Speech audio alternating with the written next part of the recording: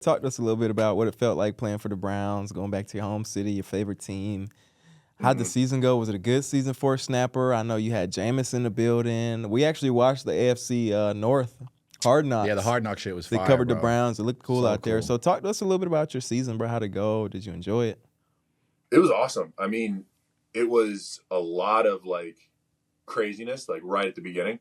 Like, I mean, dude, it was so like I go to, I mean, even just starting out, like, so like our old coach Boone, right? So Boone calls me. He's like, hey, like come down to Duke and come like help work out the snappers and stuff. So I'm like, all right, cool. So I go down to Durham. I'm sitting there for like a day, just helping him do stuff, like helping him coach, stuff like that. Does he like put you up when you go down there and do that, or where the fuck are you staying when you go do that?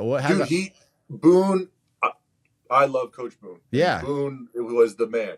Hooked me up with like, put me in a hotel. Okay, like I got to go to the facility. I ate there. Like, okay, took care of me. Yeah, Boone's the best.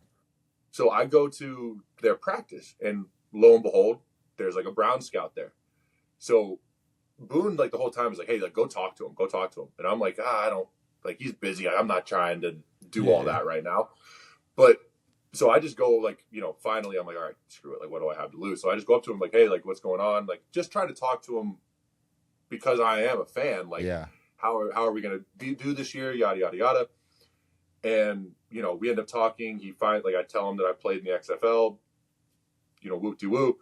And as I'm driving home from Duke, like that weekend, I get that call to go to training camp. That's crazy. And so I don't know, like, if that was the reason or if it wasn't, but that's crazy.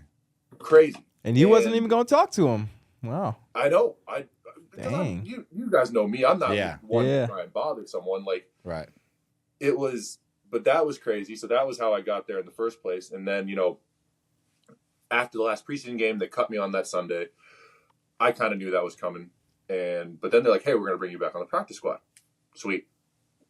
That's not a bad living either. No. Well, for those of you that don't know, for a specialist, that's kind of like we're not cutting, like you made the team, but we don't have a spot for you, basically. That's what that means as a specialist. Like we have a plan for you in the future for sure. We don't want to let you out of sight. You still get paid well, too. Hell yeah, you get paid fucking well. Oh, my gosh. It's a great, great gig. It's awesome. But so then I go to there for like 2 days. And then how we kind of have like that long week. There's like a 4 or 5 day break after training camp, like that last day before the first week. Yeah. So I'm getting ready to go to my buddy's wedding in Vegas. And I'm all excited, like getting ready, going out there, gonna, have a good time. Hit the tables. Got a little money now. And I'm like, we have to run. So we're like running sprints, and we have to run sprints. I run my sprints. As I'm walking into the locker room, like I get like kind of tugged by this scout. He's like, hey, like AB wants to talk to you. And I'm like, the Grim Reaper. All right. I knew I was a little too happy here. Yeah. So that happens. So then like nothing. 6 weeks. Like I don't hear anything. I like get a job. I'm gonna work at Cabela's. I'm gonna work at like breaking down stages at like the House of Blues. I'm just gonna work. And literally the day I was supposed to start at the House of Blues, I get a phone call from my agent. He's like, hey, like Charlie got hurt yesterday. Like I think they're gonna bring you back.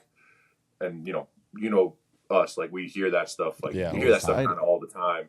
And most of the time it really doesn't happen. So I was like, oh, okay. And then it happened. And I got there, played well that first week, played well the second week. Obviously there's bumps and bruises along the way, and you get messed up from time to time, get beat. But, I know I got a long way to go, and there's a lot of stuff that I need to get better at, but I think I've had a pretty good first year. Yeah. And talk to me about the difference now, because now you done been in the trenches and you played not a full season, but played a full fucking season as a long snapper for an NFL team. I think I know the answer, but what's the biggest? Them boys a little bigger and stronger and faster coming to rush? But it's also well, keep them A-gaps clean, Rexy. Come on, man. You remember so like there was a trend this year where it was like let's put our two biggest, fastest, most powerful guys in the A gaps. TJ Watt. And let's make the PP and the long snapper block them. Yeah. So how was that? We go to play Pittsburgh. We go to play Pittsburgh. Our guy, Danny Smith. Yep. Who does he put in there? He puts what is his name? Loudermilk, 92. And Darnell Washington in the A gap. Who's like 6'12", 700 pounds. Yeah, it's crazy. And I look back at Rodney and I'm like, you're picked, brother. Like, off. Whatever we're gonna do here. But so that one stunk. And then there were some other teams that they put that fullback or that bigger guy, the real weight room guy. Ricard from Baltimore. Put him there. Yeah. Yeah. I never had to block him, but who knows if that, who knows how long I'll go without having to do that. Yeah. But they, who was it?